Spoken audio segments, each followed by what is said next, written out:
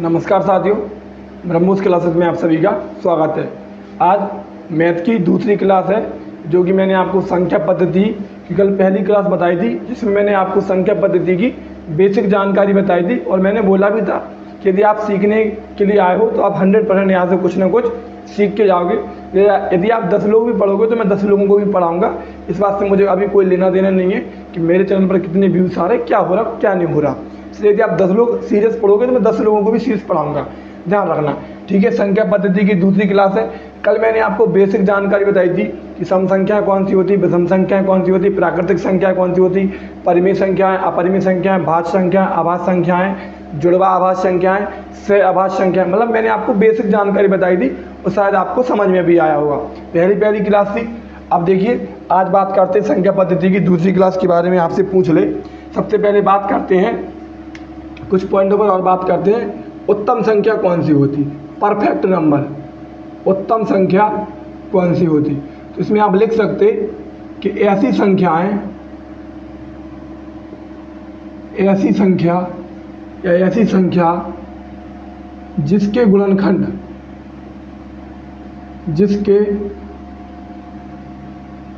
गुणनखंडों का योग,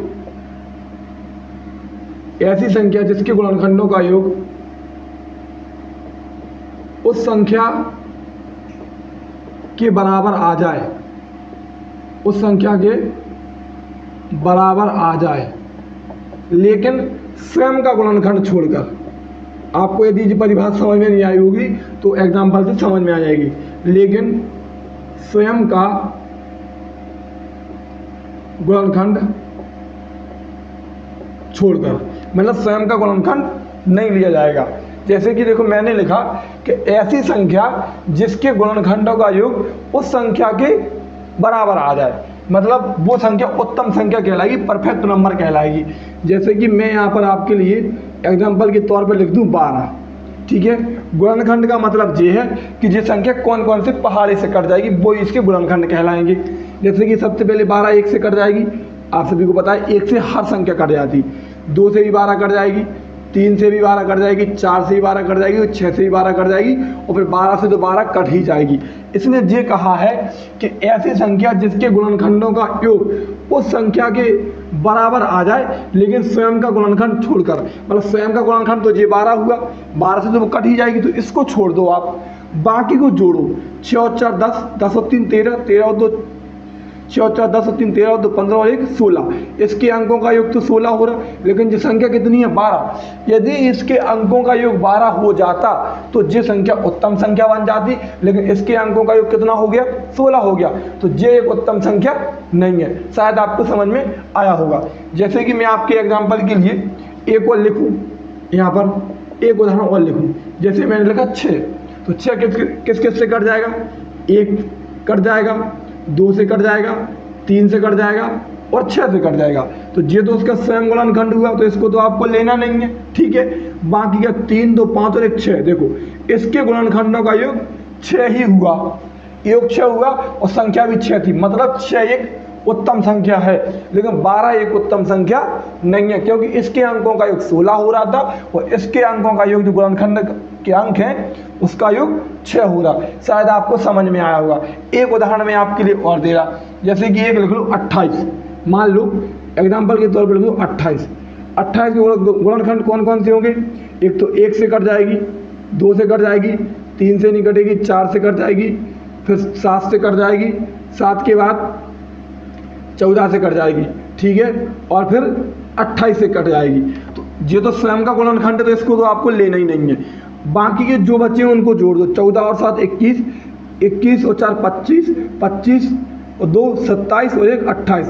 देखो जो गुणनखंड हैं उनके अंकों का योग 28 हुआ कि नहीं हुआ, मतलब 28 एक परफेक्ट संख्या है, एक उत्तम संख्या है, एक परफेक्ट नंबर है। शायद आपको समझ में आया होगा।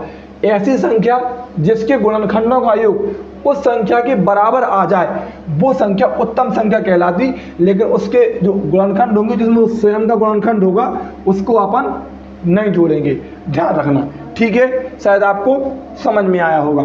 अब मैं बात करता हूँ आपसे, सबसे पहले किसके बारे में बात करता हूँ मैं आपसे, अंकित मान और जातीय मान मतलब अंकित मान और जातीय मान एक ही बात है। स्थानीय मान और जातीय मान की बात करता हूँ। सबसे पहले अपन बात करते हैं स्थानीय मान की। किसकी बात करते हैं? स्थानीय मान की।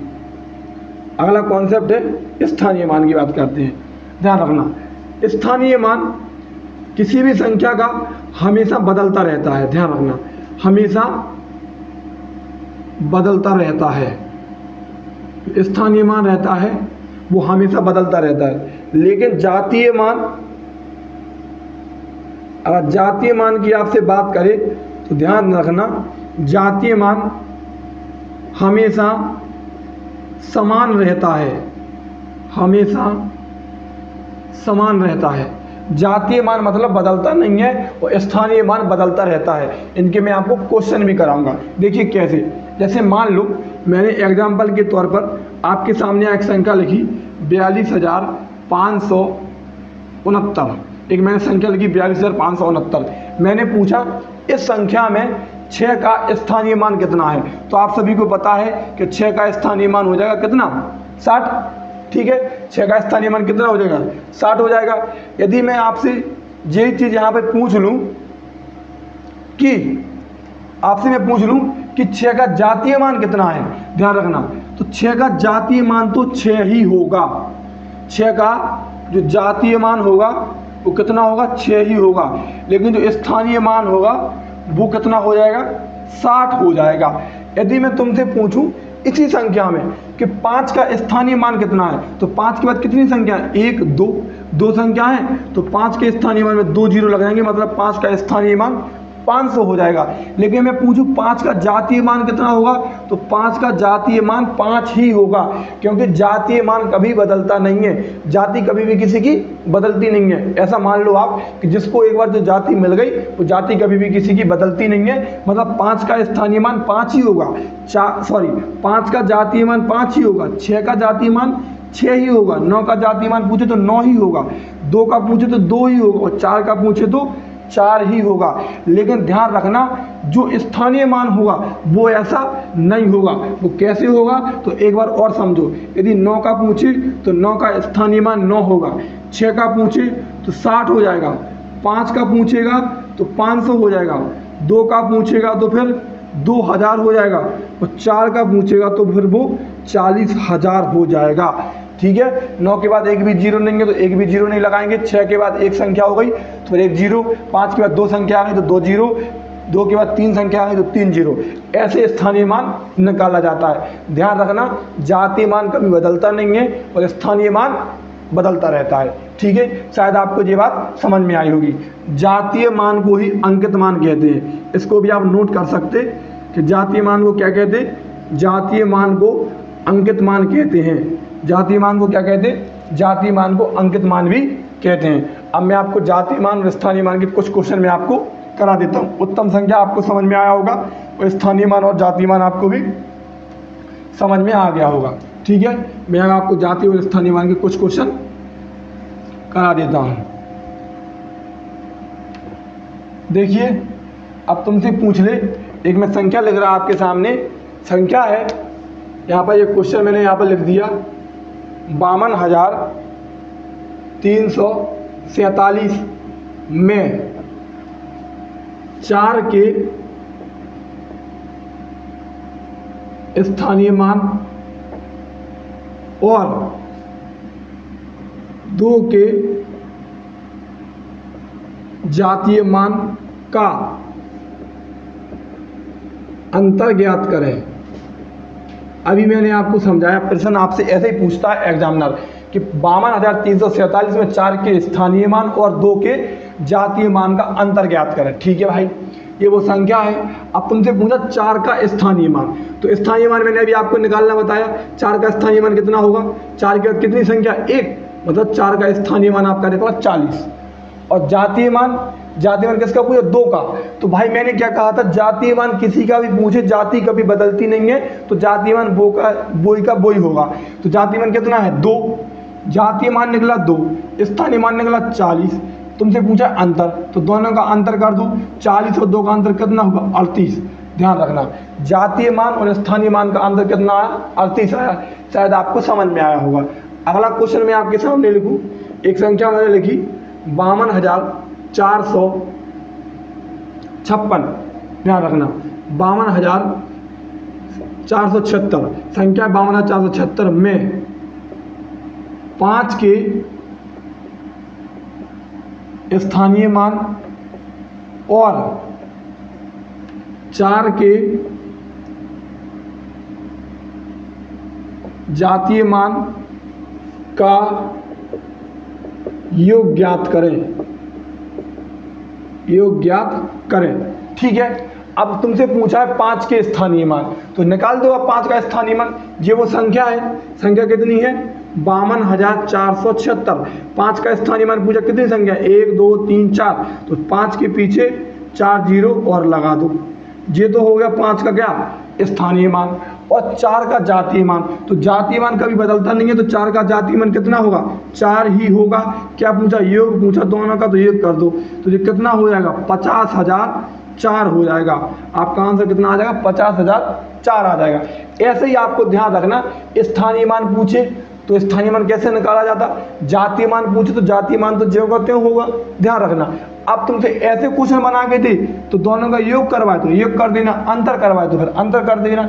यदि आपके दिमाग में कॉन्सेप्ट है, फिर अगर अंदर कुछ भी पूछे, वो योग पूछे, अंतर पूछे, दोनों का गुणनफल पूछे, दोनों से भागफल करा के पूछे, या दोनों संख्याएं जोड़ के कोई वर्ग भर रही हो, तो ये कुछ भी पूछ ले वो आपसे, आपको घबराना नहीं है यदि आपके दिमाग में कॉन्सेप्ट क्लियर है। एक से क्वेश्चन में और लिख रहा आपके सामने, देखिए यहाँ पे लिख रहा मैं 7984231, ध्यान रखना 7984231 ये एक संख्या है। इस संख्या में आप मुझे 9 का स्थानीय मान और 4 का स्थानीय मान का अंतर बताओ।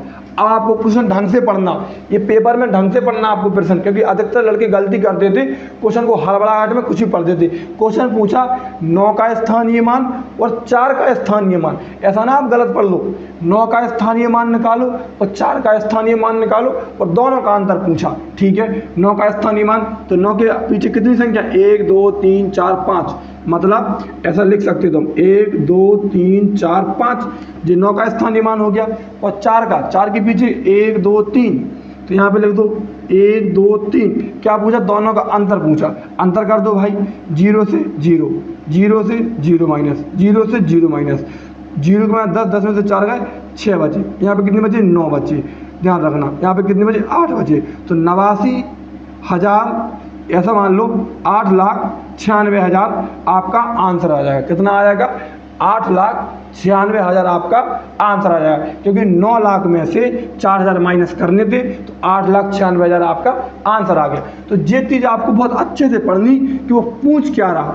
यहाँ पर देखो उसने ये पूछा था 9 का स्थानीय मान और 4 का स्थानीय मान, लेकिन यहाँ पर उसने पूछा था 5 का स्थानीय मान और 4 के जातीय मान, 4 के स्थानीय मान और 2 के जातीय मान। ये मैं बार बार इसलिए बता रहा कि जिस भाई बहन को यहाँ दिक्कत हो गई हो तो उसके दिमाग में ये बात घुस जाए, समझ आई ना ये बात। ठीक है, मैं एक क्वेश्चन आपके सामने और लिख रहा, यदि तुमसे पूछ ले, इसको मैं रब कर दे रहा, यदि तुमसे पूछ ले कि 231 456, ठीक है 231 456 में 4 का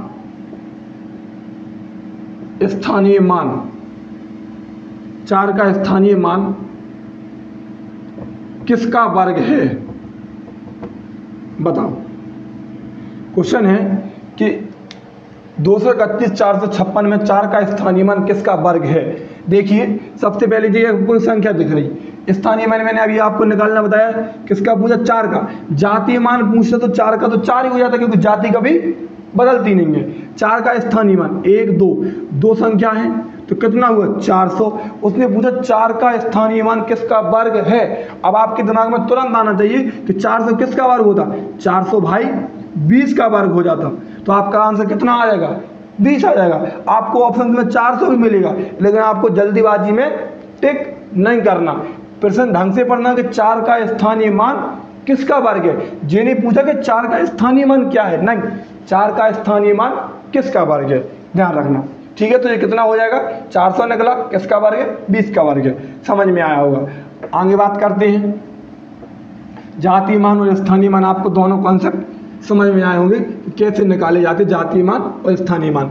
अभी जातीय मान और स्थानीय मान में आपको मैं 1-2 प्रश्न और कराता हूँ। चलिए पॉइंट वाले प्रश्न कराता हूँ मैं आपको। पूछ लेता है 231.4789, ठीक है, बताओ इसमें बताओ 231.4789 में 7 का स्थानीय मान ज्ञात करो। इसमें आपसे पूछा है, एक ये संख्या है कि 231.479 में 7 का स्थानीय मान ज्ञात करो आपको। अब देखिए अभी तक संख्या में पॉइंट नहीं लगा था, तो आप ऐसे कर दे रहे थे कि 7 के बाद इसके यहाँ पे साइड जितनी भी संख्या थी उतने ही आप 0 लगा दे रहे थे स्थानीय मान निकालने के लिए। लेकिन यहाँ पर पॉइंट वाली बात आ गई ना, तो आपको क्या ध्यान करना कि आप ये सोचो कि पॉइंट में किसका पूछा, 7 का। अब जब पॉइंट के इस साइड की बात कर रहा तो ये देखो कि इसके आगे कितनी संख्या है, एक संख्या है ना, तो आप 7 का स्थानीय मान ऐसे लिख सकते 0.07। 0. एक संख्या आगे थी तो आगे एक 0 लगा दिया, फिर 7 लिख दिया और पॉइंट लगा के 0.07 हो जाएगा, ऐसे रख सकते। यदि वो तुमसे पूछ ले 4 का स्थानीय मान, समझने की कोशिश करना, ध्यान रखना, 4 का स्थानीय मान, तो 4 का स्थानीय मान कितना हो जाएगा, 0.7 हो जाएगा, क्योंकि इसके आगे एक भी संख्या लेंगे तो डायरेक्ट 0.7 हो जाएगा। यदि वो तुमसे पूछे 8 का स्थानीय मान, तो 8 का स्थानीय मान कैसे हो जाएगा, 8 के आगे कितनी संख्या है, 1 2, तो ये हो जाएगा 0.008। ध्यान रखना, अभी पीछे संख्याएं रहती थी, जब सीधी संख्या थी तो फिर अपन सीधे पीछे 0 लगा देते, लेकिन यदि पॉइंट में पूछे तो कुछ आप इस प्रकार करोगे। ध्यान रखना, यदि आपसे वो यहीं पे यदि आपसे वो 3 का स्थानीय मान पूछ रहे तो कुछ करना ही नहीं है, ये पॉइंट की इस साइड वाली संख्या है, तो फिर ये तो वही की वही संख्या बन गई जैसे अपन निकालते आ रहे थे।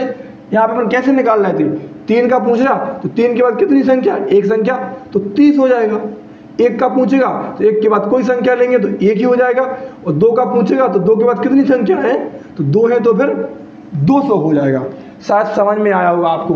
पॉइंट के इस साइड पूछे तो उसके आगे कितनी संख्या है, कुछ आपको इस प्रकार कर देना। बाकी का जे यहाँ से पूछे तो जे मैं आपको पहले ही बता चुका।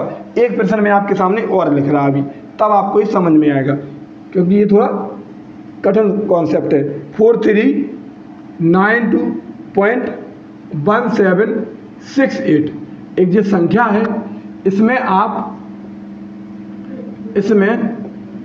8 का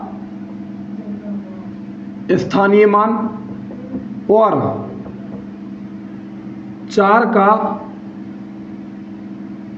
नहीं, ऐसा लिख लो आप, 9 का स्थानीय मान का योग ज्ञात करें। क्या करें, 9 के स्थानीय मान का योग ज्ञात करें। ठीक है, आपसे पूछा 8 का स्थानीय मान और 9 के स्थानीय मान का योग। अब आपको दिख रहा होगा ये संख्या है पॉइंट में, सीधी होती तो कोई दिक्कत नहीं थी अपन को। ठीक है, 8 का स्थानीय मान, 8 संख्या जी है, लेकिन पॉइंट के इस साइड वाली है, तो इसके आगे कितनी संख्या, 1 2 3, मतलब 8 का स्थानीय मान निकालेंगे तो 0.000, 3 संख्या है तो 3 संख्या आएंगी 8। ठीक है, इसके बाद 9 का पूछा तो कोई दिक्कत ही नहीं होनी चाहिए, 9 के बाद कितनी संख्या, 1, तो ये कितना हो जाएगा, 90। 1 पूछा है तुमसे तो कितना हो जाएगा, ध्यान रखना, 90 पॉइंट, ठीक है, 008 हो जाएगा आपका, 008 हो जाएगा आपका। कुछ इस प्रकार से योग आ जाएगा, क्योंकि देखिए जोड़ पॉइंट के आगे तो जुड़ेगी नहीं, तो पॉइंट यहीं से जुड़ेगा तो 90.008 आपका योग हो जाएगा। ध्यान रखना, अंतर पूछता आप अंतर कर देते, तो ये पॉइंट वाली भाषा आपको समझनी पड़ेगी। मैंने आपको बता दिया कि पॉइंट के यदि बाद स्थानीय मान पूछे तो आगे देख लो कितनी संख्या है, उतने जीरो लगा दो। 3 संख्याएं थी, मैंने 3 जीरो लगा दी। 6 का पूछता 2 संख्या थी, मैं 2 जीरो लगा देता। 7 का पूछता 1 संख्या थी, 1 जीरो लगा देता। यदि 1 का पूछता तो मैं सीधा 0.1 में ऐसे ही लिख देता, है ना। बाकी ये संख्या वही है जो अपन पहले करते आ रहे हैं। तो आपको शायद ये भी समझ में आया होगा। मैं इसी संख्या में आपको एक प्रश्न और पूछ रहा हूँ। इसी क्वेश्चन में आप मुझे इसमें 3 और 7 के स्थानीय मान का अंतर बताओ,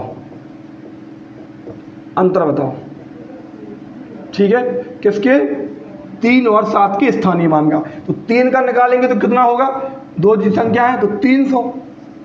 ठीक है, 3 का निकालेंगे तो कितना आएगा? 300। और 7 का निकालेंगे तो कितना निकलेगा? 0.7। यही निकलेगा कि नहीं निकलेगा?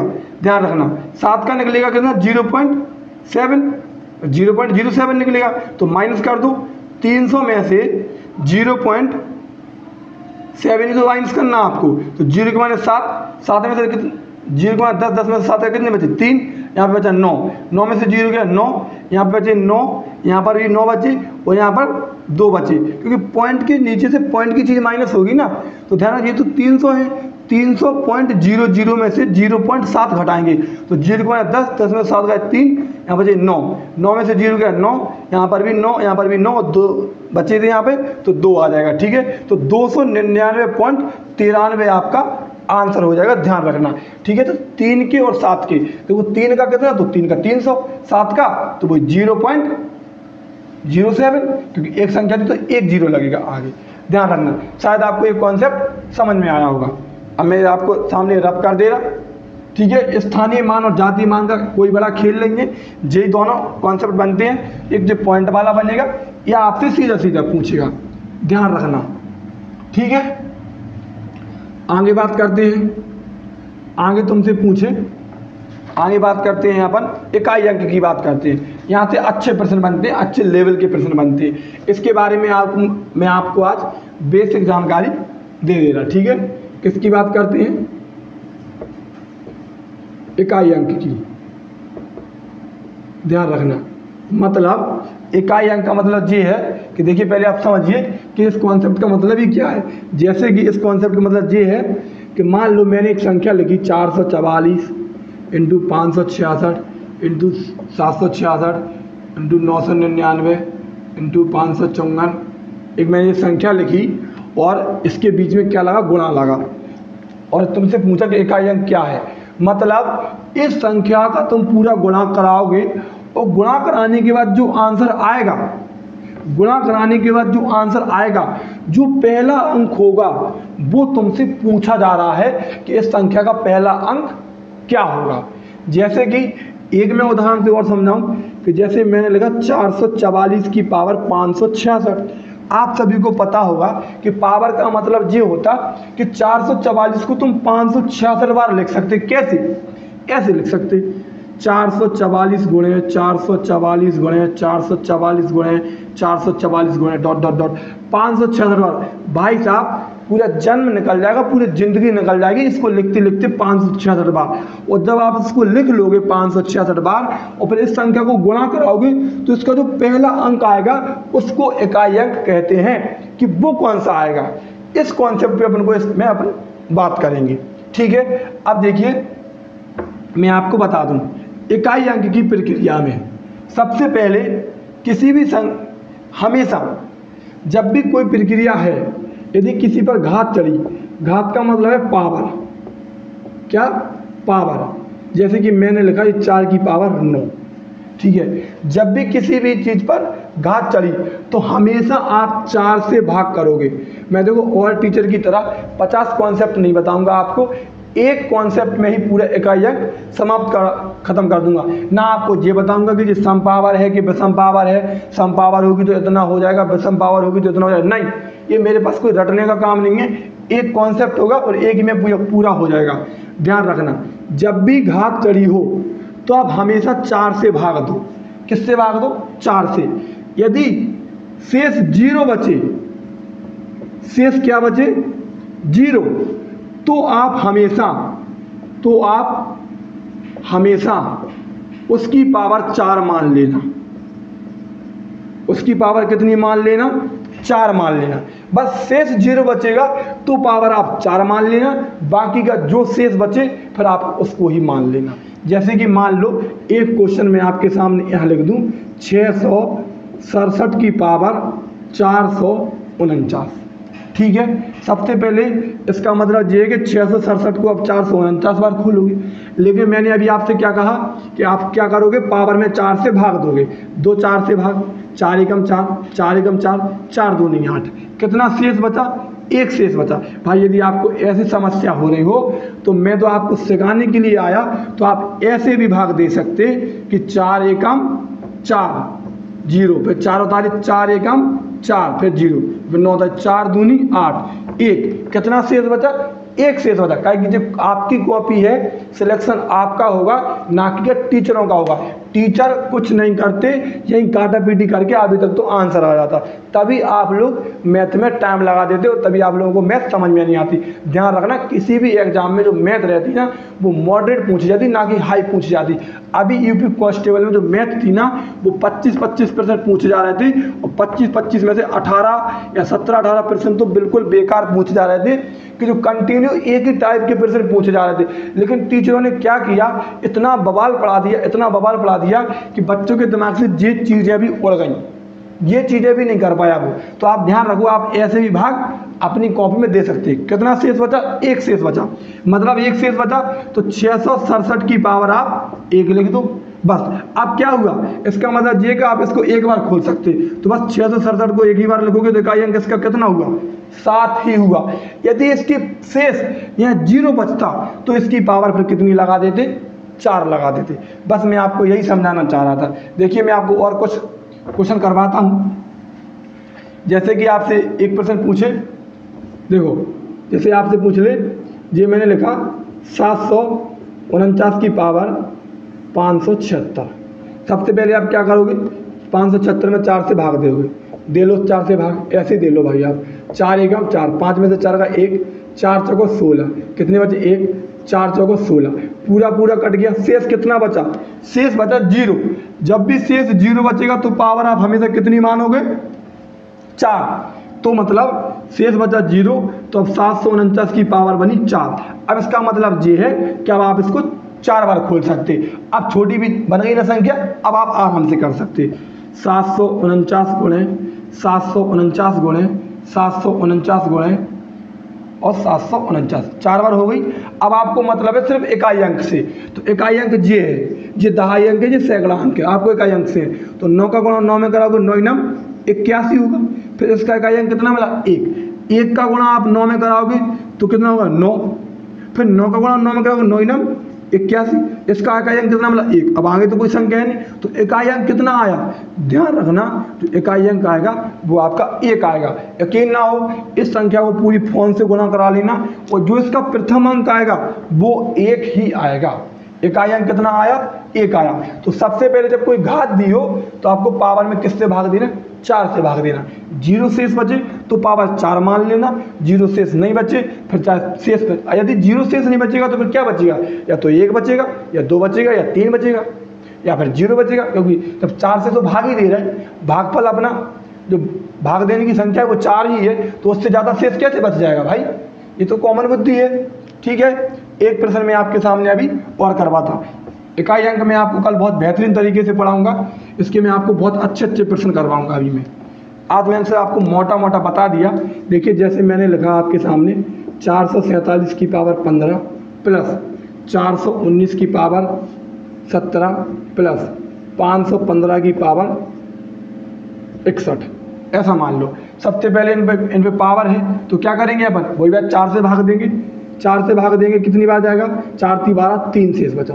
4 से भाग देंगे, 4 चौको 16, 1 शेष बचा। 4 से भाग देंगे, 15 चौको 60, 1 शेष बचा। मतलब 447 की पावर आई 3, प्लस था, प्लस लगा दिया। 419 की पावर 1 प्लस 515 की पावर 1। इसका मतलब 419 को एक बार खोल सकते, 515 को अपन एक बार खोल सकते, 447 को 3 बार खोल सकते। ठीक है, 447 इंटू 447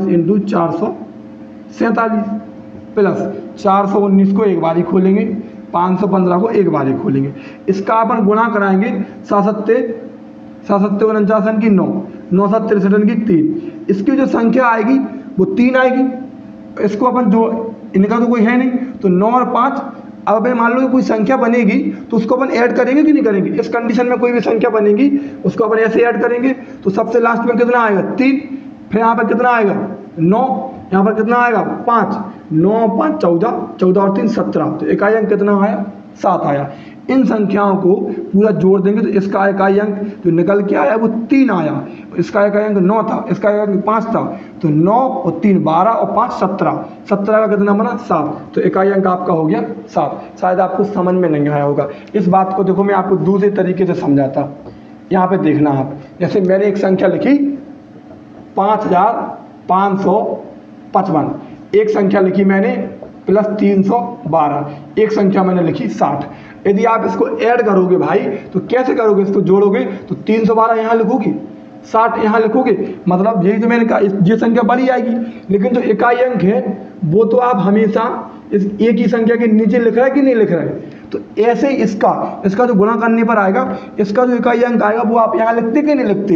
इसका इकाई अंक कितना है 9 है, तो जस्ट इसी के नीचे लिखते अपन। इसका इकाई अंक कितना है 5 है, तो वो अपन इसके नीचे लिखते। तो 5 और 9 5 14, 9 5 हाँ नहीं कितना था 419 था। हाँ ये मिस्टेक हो गई यहाँ पे, ये 419 था। तो 9 5 14, 14 और इसका कितना निकला था 7 7 49 की 9 और 9 7 63 की 3। तो 14 और 3 17 सही है, तो 7 ही आएगा। 9 5 14, 14 और 3 17, 17 का कितना निकल रहा था 7 ही निकल रहा था, वो ध्यान रखना। ठीक है, तो इकाई अंक कितना आया 7। जोड़ने पर इस कंडीशन में उसको जोड़ा गया। यदि आपको समझ में नहीं आया हो, एक प्रश्न और बताना आप। मैं आपके सामने एक प्रश्न और लिख रहा, इसके बाद मैं आपको इसके प्रश्न और कल कराऊंगा। देखिए जैसे मैंने लिखा, बताइए 496 गुणे 495 गुणे 914 गुणे 545 गुणे 474 गुणे 766, इसका आप इकाई अंक बताइए। सब संख्या गुणा में है, गुणा में है। अब देखिए आप यहाँ से गुणा कराओगे 6 चौको 24 की 4, 4 पंचे 20 का 0, और 0 को गुणा कराओगे संख्या में तो 0। जब भी किसी भी गुणनखंड के बीच में ऐसी गुणा करने की संख्या के बीच में 0 आ जाए तो फिर वो संख्या पूरी 0 हो जाएगी, मतलब उसका इकाई अंक कितना होगा 0 ही होगा। क्यों होगा, क्योंकि आप खुद देख सकते 4 6 चौको 24 की 4, 4 पंचे 20 का 0। अब आप 0 को गुणा करा लो, 0 में 4 में कराओगे तो 0, फिर 0 कराओगे तो 0 और 0 कराओगे तो 0, मतलब सब इसका इकाई अंक जो आएगा वो लास्ट में 0 आएगा। जब भी किसी संख्या के बीच में 0 आ जाए तो फिर उसका इकाई अंक 0 ही होगा। ध्यान रखना इस प्रकार से, ठीक है। बाकी के मैं आपको क्वेश्चन कल कराऊंगा। यदि आपको वीडियो अच्छी लगी है तो चैनल को सब्सक्राइब करें और अपने दोस्तों तक शेयर करें। आप मुझे कमेंट करके बताएं कि मैं कुछ सुधार करने की कोशिश करूं। यदि आपको लैंग्वेज समझ में नहीं आ रही हो तो भाई मैं अपनी प्योर बुंदेलखंडी बोलूं जैसे मैं आपको पढ़ाता हूं, ठीक है। यदि आप मेरी ऐसी भाषा समझ में नहीं आ रही, बट मैं आपको जो भी कॉन्सेप्ट है भाई आपके पेपर की दृष्टि से मैं आपको सिखा के जाऊंगा। यदि आप सीखने वाले हो तो सीख जाओगे, कानून निकालने वाले हो तो फिर आप कहीं भी नहीं सीख पाओगे। क्योंकि कुछ लोगों में ये हैबिट रहती है कि वो पढ़ते कम हैं और कंट्रोवर्सी ज़्यादा खेलते, ये इसका समझ में नहीं आ रहा, इसका समझ में नहीं आ रहा, तो ये आप हमेशा करते रहोगे। ध्यान रखना, ठीक है। बाकी की वीडियो अच्छी लगी हो तो चैनल को सब्सक्राइब करें और मुझे भी सपोर्ट करें। धन्यवाद।